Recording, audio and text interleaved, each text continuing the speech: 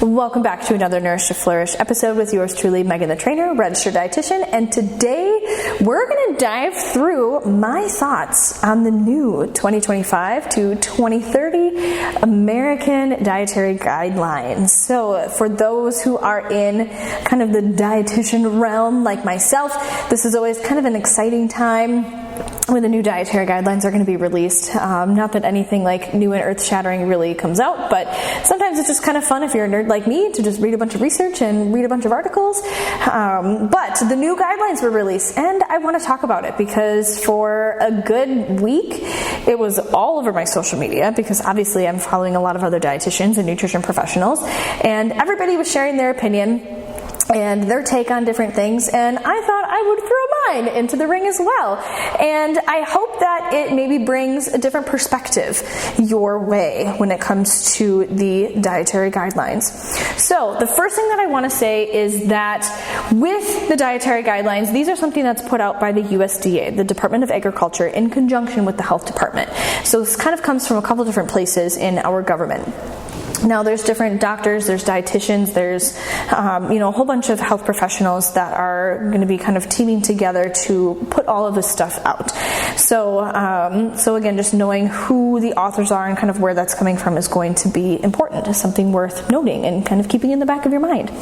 But the one thing that I do want to clarify is that this is a guideline for the general population, for the otherwise generally healthy population. Because that's going to be an important key player with some of the recommendations that they are giving. So why does this actually kind of matter, or why should you read it? Well, the first thing is it's only 10 pages.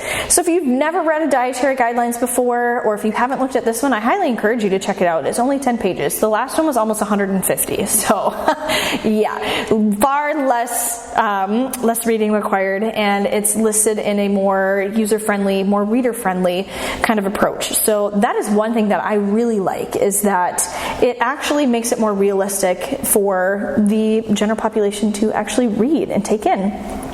And now again, these recommendations for the general population aren't going to be applicable to everybody. And that's not the point. Again, the whole point is general pop. This is looking at a big public health kind of approach here.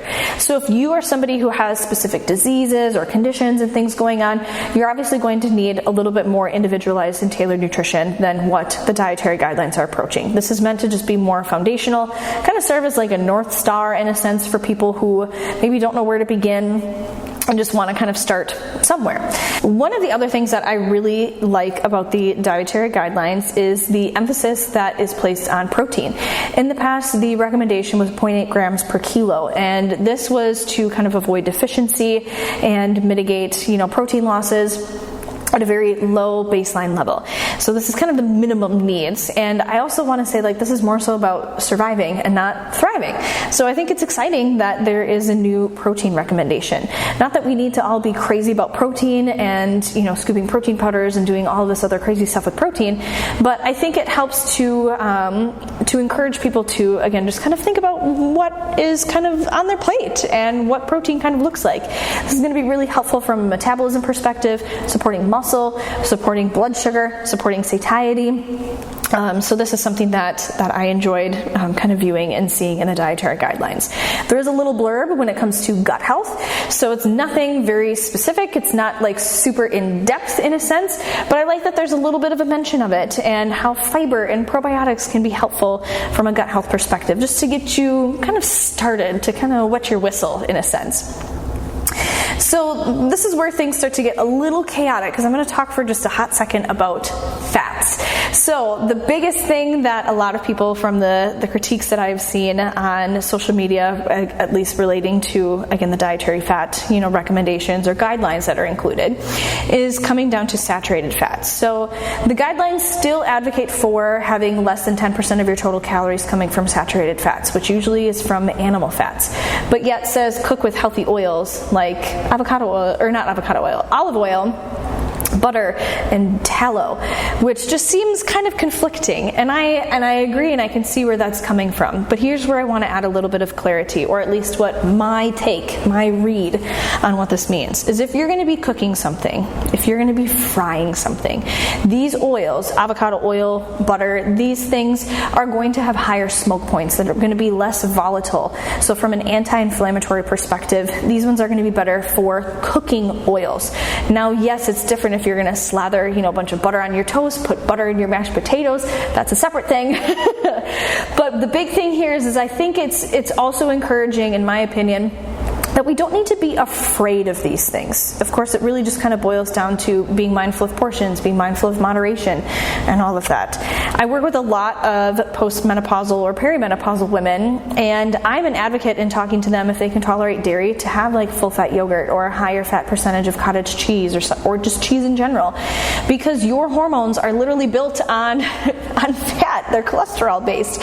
So if we don't get enough of these building blocks and pieces coming in, then we're not going to be able to build some of these things, these compounds, these molecules, these hormones that you need in your body. So, and a lot of these women also have lived through that anti-fat craze, so are very hesitant at including more fats, or maybe aren't getting their adequate, fat recommendations. So that's where some of those things, in my opinion, again, we don't need to be afraid of some of these fats. We don't need to go just take out a stick of butter and take a bite right out of it. But again, there is a little bit of a rationale behind it, and one that I can kind of see, at least from my dietetic experience. And so I hope that it adds a little bit of an enlightenment for you. And one of the other big critiques that I hear is, okay, like these guidelines, sure, you have them, they're great, that's fine. But what about food accessibility? Because that's a big problem. Because you can talk all day long about what a healthy diet looks like, but if people can't have access to healthy foods, then the guidelines kind of don't really matter. And I'm going to say that two things can be true at the same time. Yep, you're right. That is a valid argument.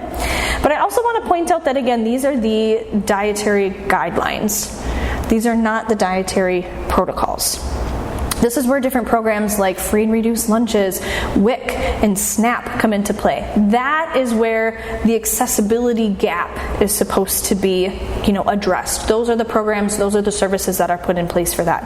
The dietary guidelines is not necessarily responsible for solving the problem of world hunger, solving the problem of food deserts. Again, the whole point of the dietary guidelines is to give you guidelines. So that way, if you're trying to make a decision, here's the information on how you can maybe go about making those decisions, or what decisions might be better, and how you can kind of allocate your resources. What should you prioritize, what shouldn't you, etc. So that's where, again, I see that, and I totally agree. Food accessibility is a big thing, but at the same time, that's not the goal and the purpose necessarily behind the dietary guidelines. Yeah, they probably could have put a little blurb or talked a little bit more about that within the dietary guidelines, just to add that caveat. But again, there's other services and things available to kind of bridge that gap from an accessibility standpoint. So I hope that this was enlightening. I hope this maybe changed your perspective on things. What are your thoughts on the dietary guidelines? Let me know, send me a message, and I'm happy to chat through some of this stuff. If you feel really confused and really overwhelmed and you still don't really know what to do, or maybe you're one of those people who has a specific disease state or a condition or something that you're going through, and you need a little bit more individualization, then hey, let's do it. Let's rock and roll. So now that you know better, let's go out and do better so we can all be better.